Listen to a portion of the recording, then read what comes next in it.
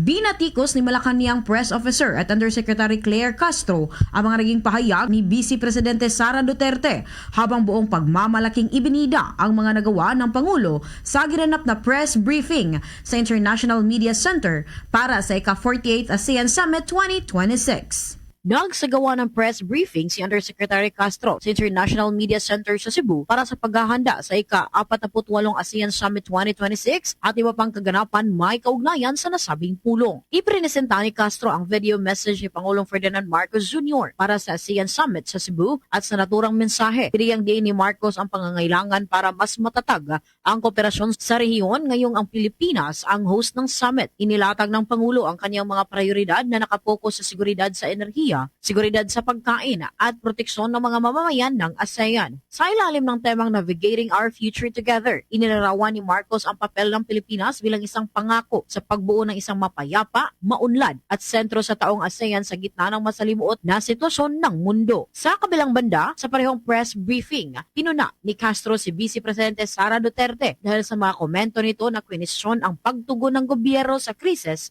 sa Middle East. Matatandaang sa pikikipag-usap ni Duterte sa kanyang mga taga-suporta sa The Hague, Netherlands, iginiit nito na nahaharap ang bansa sa isang triple whammy mula sa pagtaas ng presyo ng gasolina, paghina ng piso at pagtaas ng inflasyon. Tahasang sinabi ni Castro na habang abala ang Pangulong Marcos sa mga pagpupulong sa ASEAN at pagtugon sa mga isyu ng bansa, ang Vice Presidente naman ay muling nasa labas ng bansa at abala sa pagbabakasyon. Binigyang diin pa niya na ang opisyal sa unang araw pa lamang ng tensyon sa Middle East agad nang nag-utos ang Pangulo kung paano matutulungan o mai-repatriate ang mga overseas Filipino workers. Unang putok pa lamang po sa Middle East, February 28, nag-utos na po ang Pangulo kung paano matutulungan at marirepatriate ang mga kababayan nating Pilipino. At maliban po dyan, nag-create nga po ng uplift para po ma-monitor kung paano po matutulungan ang mga kababayan natin, lalong-lalo na yung mga nangangailangan. So yun po kasi ang nagiging problema sa isang opisyal na lagi pong nakabakasyon, hindi po niya nalalaman kung ano po ang nagiging programa ng gobyerno.